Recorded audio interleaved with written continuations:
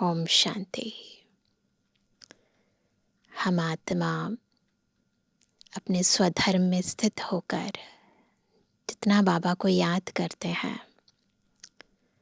उतना कर्मेंद्रियों का भान धीरे धीरे टूटने लगता है। आत्मा कर्म करते हुए भी कर्मयोगी बनने लगती है। कर्म संबंध में आते भी बस उनसे मात्र तोड़ निभाती है।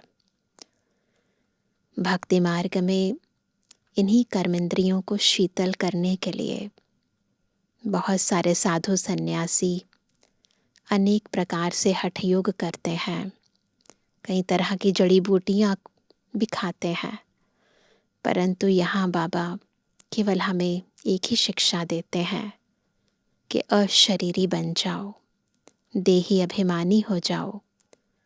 इन कर्म इंद्रियों से ममत्व तोड़कर एक बाबा की तरफ मन बुद्धि को एकाग्र करो। तो आज की मुरली भी कैसे हमें कर्मेंद्रिय जीत बनना है, कैसे अशरीरी स्थिति का अभ्यास करना है, उसकी ओर हमारा ध्यान खिंचवा रही है।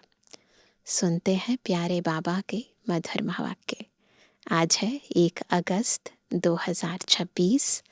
बाबा के महावाक्य हैं, मीठे बच्चे, पर चिंतन छोड़ अपना कल्याण करो। तुम सोने जैसा बनकर औरों को रास्ता बताओ। तो औरों को रास्ता बताने से पहले खुद को सोने जैसा बनाना है, यानी पावन बनाना है, और उसके लिए पर चिंतन को छोड़ना है। प्रश्न है, अशरीरी बनने का अभ्यास जो सदा करते रहते उनकी मुख्य निशानी सुनाओ। चेक करेंगे खुद को। उत्तर है, वे हठ से अपनी कर्म इंद्रियों को वश नहीं करते। चेक करेंगे, हठ से तो नहीं करते कर्म इंद्रियों को वश, लेकिन उनकी कर्म इंद्रियां स्वतः शीतल हो जाती हैं। हम आत्मा भाई भाई हैं, यह स्मृति स्वतः रहती है। देह अभिमान टूटता जाता है, नाम रूप का नशा खत्म होता जाता है, दूसरों की याद नहीं आती है। चेक करेंगे, ऐसी स्थिति हमारी है। आज का गीत है, तू प्यार का सागर है, तेरी एक बूंद के प्यासे हम।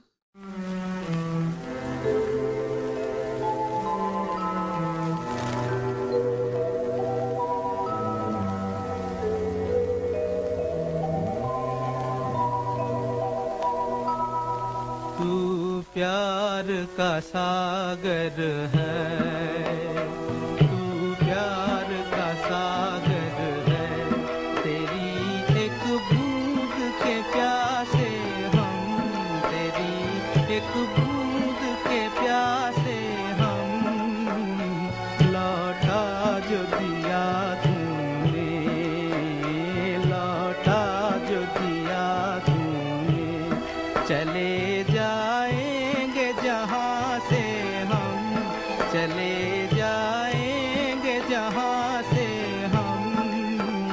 तू प्यार का सागर है, तू प्यार का सागर है, तेरी एक बूंद के प्यासे हम, तेरी एक बूंद के प्यासे हम। तू प्यार का सागर है।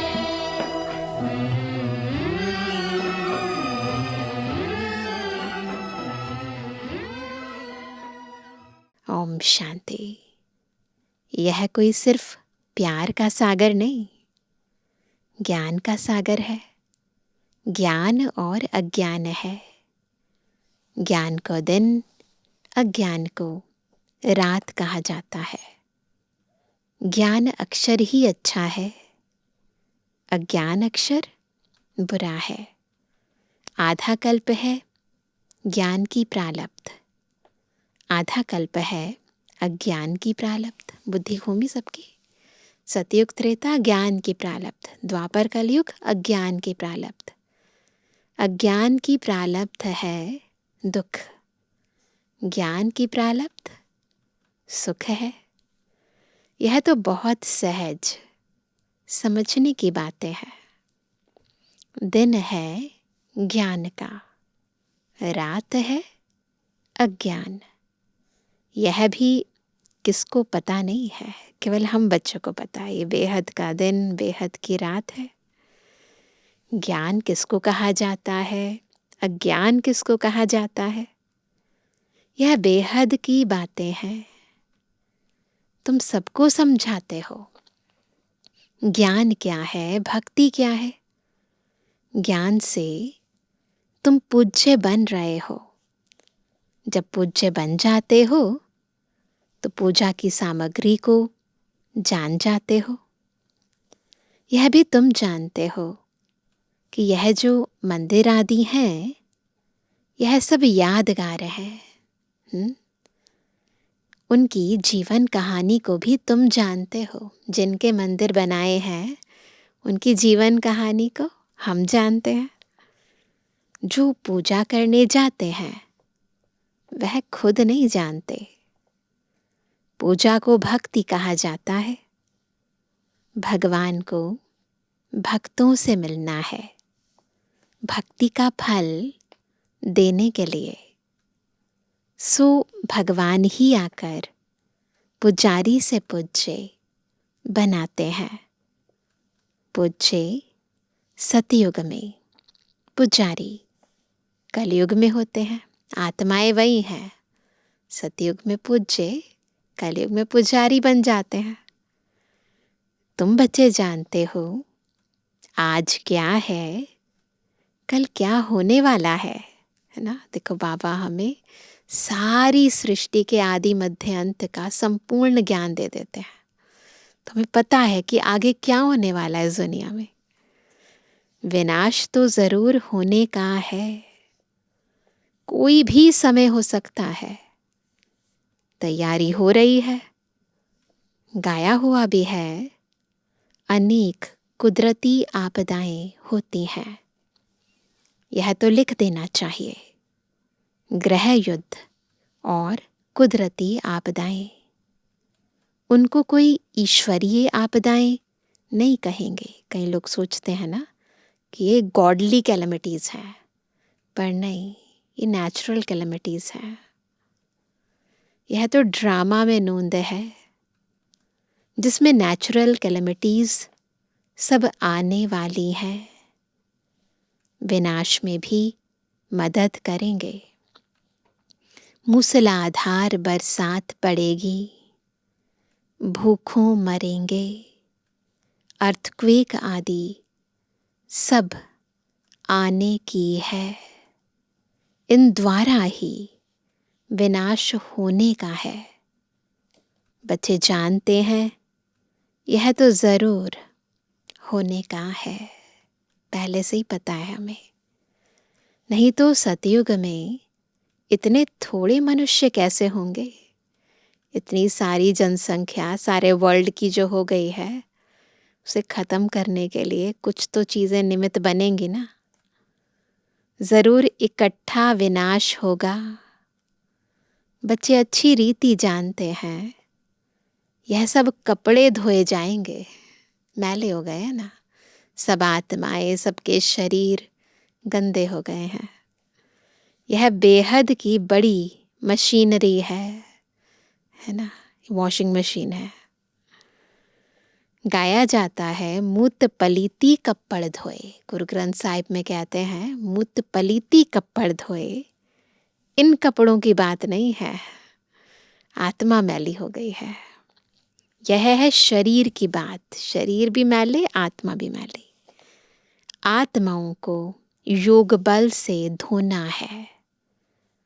इस समय 5 तत्व तमो प्रधान है, तो शरीर भी ऐसे बनते हैं। पतित पावन बाप आकर पावन बनाते हैं और सब खलास हो जाते हैं।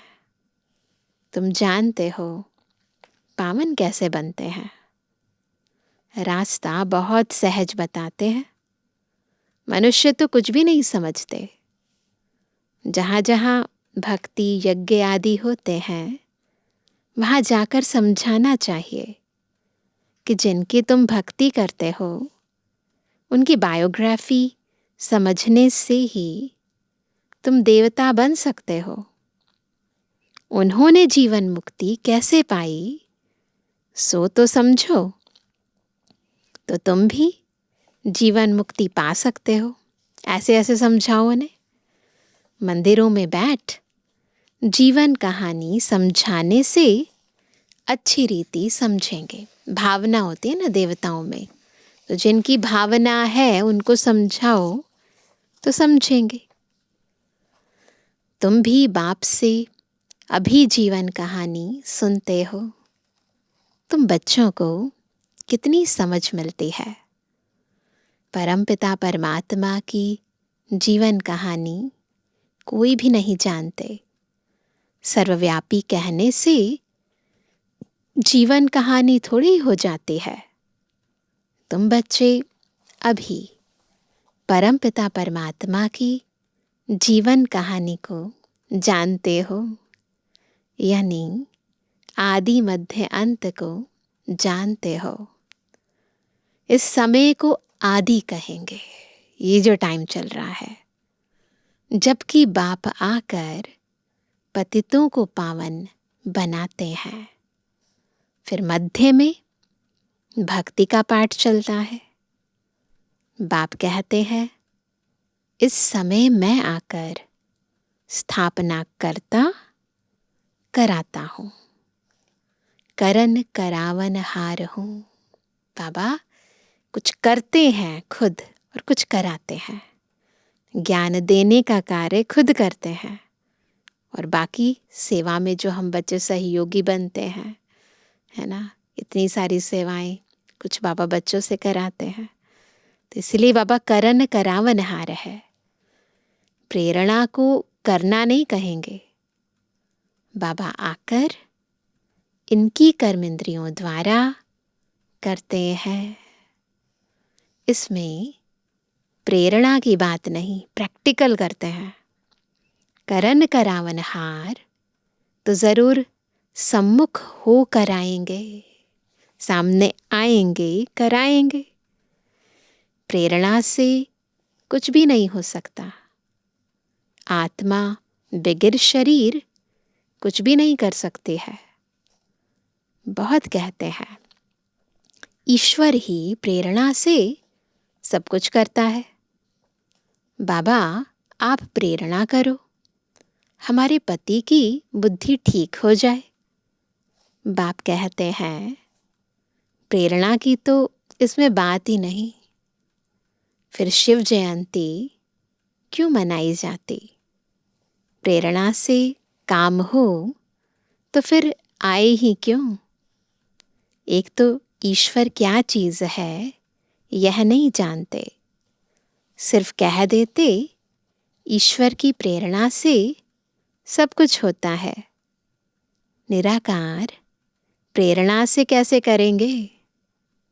वह तो करन करावन हार है। तो प्रैक्टिकल में आकर कुछ करते हैं, कुछ कराते हैं, आकर के रास्ता बताते हैं, कर्मेंद्रियों से मुरली चलाते हैं। तो मुरली चलाना ये बाबा करते हैं। जब तक कर्मेंद्रियों का आधार ना लें तब तक मुरली कैसे चलाएं? ज्ञान का सागर है तो सुनाने के लिए मुख चाहिए ना। अब तुम बच्चों को सारी दुनिया के आदि मध्य अंत का पता पड़ा है, पूरी नॉलेज मिली है। समझते हैं ज्ञान बगैर गति नहीं। ज्ञान कौन दे? अज्ञान मार्ग और ज्ञान मार्ग में फर्क तो देखो ना। विज्ञान भी कहते हैं अज्ञान है अंधियारा, बाकी ज्ञान और विज्ञान को हम मुक्ति जीवन मुक्ति भी कह सकते हैं ना। तुमको अब पावन बनने का ज्ञान मिलता है ना। जितना जितना ज्ञान को आत्मा धारण करती जाती है, आत्मा पावन बनती जाती है ना। पावन बनती है तो पावन दुनिया में जाती है। तुम स्वदर्शन चक्रधारी बनते हो। कोई सुनेंगे तो वंडर खाएंगे, कहेंगे आत्मा ज्ञान लेती है तो आत्मा जरूर संस्कार ले जाएगी ना। मनुष्य से देवता बनते हो तो ज्ञान रहना चाहिए। परंतु बाप समझाते हैं यह पुरुषार्थ है प्रारब्ध के लिए, है ना। सतयुग त्रेता के अंदर आत्मा में ज्ञान की प्रारब्ध रह जाती है। ज्ञान जिस रूप में अभी बाबा हमें दे रहे हैं इस रूप में नहीं रहता है। तो उसकी जो प्रारब्ध है, ये जो धारणाएं हम कर रहे हैं, ये धारणाएं रहती हैं। आत्मा में पवित्रता का बल रहता है। प्रारब्ध मिल गई, फिर ज्ञान की क्या दरकार है। सतयुग है ही तुम बच्चों के लिए प्रारब्ध। यह बातें सुनने से ही वंडर खाएंगे। यह ज्ञान परंपरा क्यों नहीं चलता। बाप कहते हैं यह प्राय लोप हो जाता है। दिन हो गया, फिर अज्ञान तो है नहीं। ज्ञान तब मिलता है जब अज्ञानता हो। वहाँ तो ज्ञान इस रूप में नहीं है, परंतु मर्ज रूप में है। ये मर्ज रूप में नहीं है, उस ज्ञान का स्वरूप आत्मा बन जाती है। तो बाबा कहते हैं दिन हो गया, फिर अज्ञान तो है नहीं। जो ज्ञान की दरकार रहे, यह भी समझने समझाने की बातें हैं। फट से कोई समझ नहीं सकते। शिव बाबा भारत में ही आते हैं, बच्चों के लिए सौगात ले आते हैं, भक्ति का फल देने लिए। भक्ति के बाद है सद्गति। यह विनाश भी होगा जरूर। आसार खड़े हैं, तुम सुनते रहेंगे। चिंगारी लगती है तो 1-2 घंटे में सारा मकान जलकर भस्म हो जाता है। बनाने में बहुत टाइम लगता है, बस एक चिंगारी सारे घर को खत्म कर देती है। ऐसे ही विनाश में टाइम नहीं लगेगा, है ना। यह कोई नई बात नहीं है। विनाश तो होना जरूर है। सतयुग में होते ही हैं थोड़े मनुष्य श्रेष्ठाचारी। तो श्रेष्ठाचारी बनने में कितनी मेहनत लगती है। माया नाक से एकदम पकड़ लेती है। ऐसे गिरने वालों को चोट बहुत लगती है, टाइम लग जाता है। फिर दोबारा से वही स्वरूप आ जाए, वही स्थिति बन जाए, बहुत टाइम लग जाता है। एक बारी माया से चोट खाई तो फिर नीचे गिर जाते हैं ना। बड़े से बड़ी चोट है काम विकार की। इसलिए कहा जाता है काम महाशत्रु है। यही पतित बनाते हैं। झगड़ा होता ही है विकार पर। जो पतित शब्द है वो काम विकार के लिए प्रयोग होता है। विकार के लिए नहीं छोड़ेंगे तो जरूर कहेंगे इससे तो बर्तन साफ करें, वो अच्छा है। झाड़ू पोछा लगाएंगी परंतु पवित्र रहेंगी। ऐसी भी कई पक्की पक्की माताएं हैं। इसमें हिम्मत बहुत चाहिए। जब कोई बाप की शरण में आते हैं तो फिर माया भी लड़ना शुरू करती है। 5 विकारों की बीमारी और ही अधिक उथल खाती है। वैद्य दवाई देते हैं तो कहते हैं ना कि बीमारी जो अंदर है वो बाहर निकलेगी, तो डरना नहीं। पहले तो पक्का निश्चय बुद्धि होना चाहिए। जीते जी मरे हुए हों, इतना वैराग्य होगा तो फिर बाबा का बन पाएंगे, समर्पित हो पाएंगे।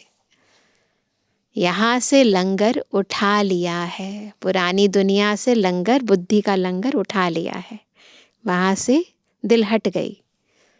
कलयुगी विकारी किनारा तुमने छोड़ दिया है। अब हम यात्रा पर जा रहे हैं। हम अशरीरी हो अपने घर जाते हैं। आत्मा को यह ज्ञान है कि हम एक शरीर छोड़ दूसरे में जाएंगे। ये ज्ञान है। हम गृहस्थ व्यवहार में रहते कमल फूल समान पवित्र बन यात्रा पर रहते हैं, है ना। बिल्कुल कमल फूल की तरह, जैसे कीचड़ की थोड़ी भी छींट ना लगे। रह रहे हैं पुरानी दुनिया में, उन्हीं लोगों के बीच, पर उनका असर नहीं हो। बुद्धि में याद रहे कि यह तो कब्रिस्तान है, अंदर की स्थिति ऐसी हो। फिर हम सुख धाम में जाएंगे। यहाँ से कब्रिस्तान से दिल हटानी है, सुख धाम में लगानी है। हमको बाबा वर्षा देने की युक्ति बता रहे हैं। पावन बनने के लिए हम योग में रहते हैं। याद से ही विकर्म विनाश होंगे, तब आत्मा शरीर छोड़ेगी। यात्रा कितनी वंडरफुल है। सिर्फ बाप को याद करो, अपनी राजधानी को याद करो। इतनी सहज बात भी याद नहीं पड़ती है। अल्फ को याद करो बस। परंतु माया वह भी याद करने नहीं देती, मेहनत लगती है। आत्मा को ज्ञान मिला है, हमारा बाबा आया हुआ है। आत्मा पढ़ती है ना, आत्मा शरीर द्वारा जन्म लेती है। आत्मा भाई भाई है। देह अभिमान में आने से फिर अनेक संबंध हो जाते हैं। यहाँ तुम भाई बहन हो गए, आपस में भाई भाई भी हो, बहन भाई भी हो। प्रवृत्ति मार्ग है ना, दोनों को वर्षा चाहिए। आत्मा ही पुरुषार्थ करते हैं। अपने को आत्मा समझना यही मेहनत है। इसलिए रोज बाबा हमें याद दिलाते हैं, अपने को आत्मा समझ मुझे याद करो। देह अभिमान ना रहे। शरीर ही नहीं तो विकार किससे करेंगे। बिंदु हो गई ना आत्मा, तो बॉडी कॉन्शियसनेस ही नहीं है, तो कहीं पर भी कोई आकर्षण नहीं है, कोई विकर्षण नहीं है, कोई लगाव नहीं है, बस बिंदु। हम आत्मा है, बाप के पास जाना है। शरीर का भान ही ना रहे। जितना योगी बनते जाएंगे, कर्म इंद्रियां शांत होती जाएंगी। देह अभिमान में आने से कर्म इंद्रियां चंचल होती हैं, है ना। कर्म इंद्रियां चंचल क्यों होती हैं? क्योंकि देह अभिमान है। इसलिए इस देह अभिमान को तोड़ना है। मैं आत्मा हूँ, मैं आत्मा हूँ, ये पक्का करना है।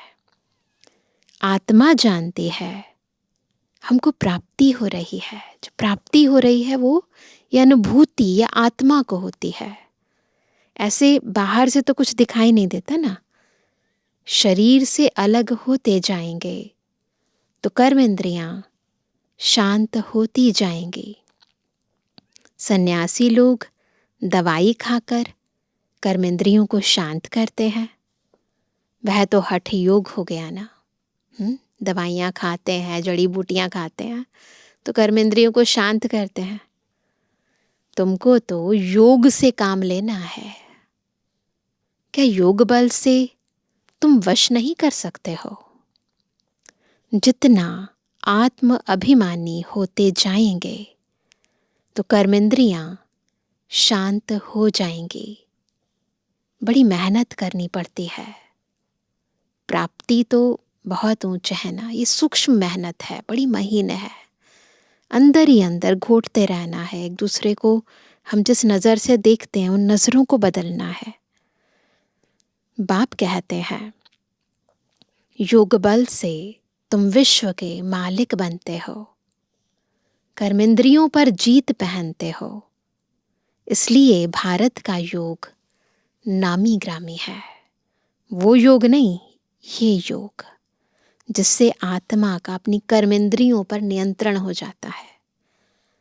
तुम मनुष्य से देवता, पतित से पावन बनते हो। प्रजा भी स्वर्गवासी तो है ना, प्रजा भी स्वर्गवासी तो है ना। योग बल से तुम स्वर्गवासी बनते हो, बाहुबल से नहीं बन सकते हो। मेहनत कोई बहुत नहीं है। कुमारियों के लिए तो जैसे मेहनत ही नहीं है, क्योंकि कुमारी है ना, तो अभी उस तरफ बुद्धि गई नहीं है, फ्री है, विकार में गई नहीं। अगर बाबा कहते विकार में गई तो बड़ी पंचायत हो जाती है। अगर एक बारी विकार में गए, शादी की, तो फिर तो बहुत बड़ी पंचायत हो जाएगी। फिर उनको छोड़ना बड़ा मुश्किल हो जाएगा। कुमारी रहना अच्छा है, नहीं तो फिर अधर कुमारी नाम पड़ जाता है। युगल भी क्यों बने, इसमें भी नाम रूप का नशा चढ़ता है। यह भी मूर्खता है। कलयुग के अंदर नाम और रूप में फंसना, ये तो मूर्खता है ना, पुराना तन है। बाबा कहते हैं तो कब्रिस्तान होने वाली है दुनिया। फिर उसी देह में जिसको छोड़ना है उसमें दिल लगाई, मूर्खता है ना। युगल बनने के बाद पवित्र रहने के लिए बड़ी अच्छी हिम्मत चाहिए, ज्ञान की पूरी पराकाष्ठा चाहिए। बहुत हैं जो हिम्मत करते हैं, परंतु आग की आंच आ जाती है तो खेल खलास। थोड़ी भी आंच आई तो खेल खलास। इसलिए बाबा कहते हैं कुमारी फिर भी अच्छी है। अधर कुमारी बनने का ख्याल भी क्यों करना चाहिए। कुमारियों का नाम बाला है, बाल ब्रह्मचारी है। बाल ब्रह्मचारी रहना अच्छा है, ताकत रहती है। दूसरे कोई की याद नहीं आएगी, है ना। दूसरा है ही नहीं तो फिर याद नहीं आना या आना तो बात ही खत्म हो गई ना। युगल हो गए तो कम से कम दूसरा तो हुआ, फिर उसके साथ जो इतने सारे लोग होते हैं तो बड़ी पंचायत हो जाती है ना। इतने सबको पहले ही इतनी बड़ी पंचायत, जिस घर में जन्म लेते हैं वो माता पिता बंधु सखा, फिर उसके बाद एक और पंचायत। तो बाबा कहते हैं कि इसीलिए अधर कुमारी नहीं, कुमारी बनना अच्छा है। बाल ब्रह्मचारी में ताकत रहती है। तो बाबा कहते हैं दूसरे कोई की याद नहीं आएगी, बाकी हिम्मत है तो करके दिखाओ, परंतु मेहनत है। दो हो पड़ते हैं ना, कुमारी है तो अकेली है, दो से द्वैत आ जाता है। जहाँ तक हो सके कुमारी हो रहना अच्छा है। कुमारी सेवा पर निकल सकती है, कोई जिम्मेवारी नहीं है। बंधन में पड़ने से फिर बंधन वृद्धि को पाते हैं। ऐसा जाल बिछाना ही क्यों चाहिए जो बुद्धि फंस पड़े, है ना। पहले फंसो फिर निकलने का अभ्यास करो, है ना। उससे तो अच्छा है फंसो ही नहीं ना। ऐसे जाल में फंसना ठीक नहीं है। कुमारियों के लिए तो बहुत अच्छा है, कुमारियों ने नाम भी निकाला है। कन्हैया नाम गाया जाता है ना। कुमारी हो रहना बड़ा अच्छा है। तो ये जो नाम है कन्हैया, ये कन्याओं के कारण है। इन्हों के लिए बहुत सहज है। स्टूडेंट लाइफ पवित्र लाइफ भी है, बुद्धि भी फ्रेश रहती है। कुमारों को भीष्म पितामह जैसा बनना है। भीष्म प्रतिज्ञा की ना उन्होंने पवित्रता की, तो बाबा कहते ऐसे रहना है, बिल्कुल पक्के। कल्प पहले भी रहे हैं, तब तो दिलवाड़ा मंदिर में यादगार बना हुआ है। अब बाप बच्चों को फरमान करते हैं, मुझे याद करो और सब बातों को छोड़ तुम अपना कल्याण करो। बाप को याद करने में ही कल्याण है। तो क्या करना है? सब बातों को छोड़ो, बाबा को याद करो। भूल चूक होती है, बच्चे गिर पड़ते हैं, तुम पर चिंतन को छोड़, कौन क्या करते हैं, क्यों करते हैं, उन्हें छोड़ दो, अपना कल्याण करो। दूसरे चिंतन में जाओ ही नहीं। तुम सोने जैसा बन जाओ, औरों को भी रास्ता बताओ। सतु प्रधान बनने का एक ही उपाय है, पावन बनने बगैर मुक्ति धाम में जा नहीं सकते। उपाय एक ही है, फिर अंतमति सुगति हो जाएगी। बाबा की याद में रहेंगे, अंतमति सुगति हो जाएगी। झरमुई झगमुई छोड़ दो, नहीं तो अपना ही नुकसान करेंगे। बाप कोई श्राप नहीं देते हैं, श्रीमत पर नहीं चलते तो आपे ही अपने को श्रापित करते हैं। बाबा तो समझाते हैं क्या सही है क्या गलत है, श्रीमत पर नहीं चलते तो खुद ही खुद को श्राप देते हैं। अच्छा मीठे मीठे के लिए जवानी बच्चों पे जुबानी बाप दादा का दिल जान सको प्रेम से नंबरवार प्रसाद अनुसार यादगार और बनवानी। रूहानी बच्चों की रूहानी बाप दादा को गुड मॉर्निंग, नमस्ते नमस्ते नमस्ते। धारणा के लिए मुख्य सार पहला, निश्चय बुद्धि बन जीते जी इस पुरानी दुनिया से अपना लंगर उठा लेना है। बाप के हर फरमान को पालन कर अपना कल्याण करना है। दूसरा, दूसरों का चिंतन छोड़ अपनी बुद्धि को स्वच्छ सोने जैसा बनाना है। झरमुई झगमुई में अपना समय नष्ट नहीं करना है। योग बल से अपनी कर्मेंद्रियों को शांत शीतल बनाना है। वरदान है, अपनी विजय व सफलता को निश्चित समझकर सदा निश्चिंत रहने वाले निश्चय बुद्धि भवा। निश्चय बुद्धि उसकी निशानी सदा याद रहे। हमारी विजय हमारी सफलता निश्चित है और हम अंदर से निश्चिंत हैं।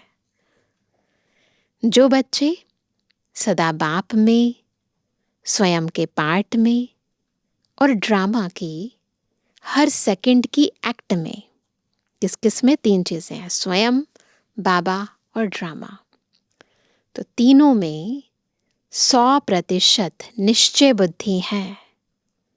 उनकी विजय व सफलता निश्चित है। निश्चित विजय होने के कारण वे सदा निश्चिंत रहते हैं। उनके चेहरे से चिंता की कोई भी रेखा दिखाई नहीं देती। उन्हें सदा निश्चय रहता है कि यह कार्य व यह संकल्प सिद्ध हुआ ही पड़ा है। उन्हें कभी किसी बात में क्वेश्चन नहीं उठ सकता। तो खुद को चेक करेंगे, ऐसे निश्चय बुद्धि है, निश्चिंत है। स्लोगन है, सुनने सुनाने में भावना और भाव को बदल देना। सुनने सुनाने में भावना और भाव को बदल देना ही वायुमंडल खराब करना है। इसलिए वायुमंडल को खराब नहीं करो। ज़्यादा सुनने सुनाने के चक्कर में नहीं पड़ो। आज का व्यक्त इशारा, अपवित्रता के बीज को भी समाप्त कर संपूर्ण स्वच्छ यानी पवित्र बनो। संपूर्ण पवित्रता के हिसाब से व्यर्थ संकल्प भी अपवित्रता का बीज है। व्यर्थ संकल्प चलना, मेजॉरिटी बच्चों में अभी यह संस्कार रहा हुआ है। व्यर्थ संकल्प का आधार मन है, जो मनमना भव होने नहीं देता।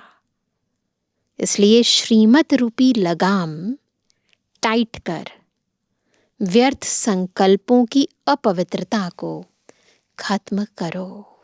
तो इसलिए श्रीमत पर मन को चलाओ, मनमत पर नहीं।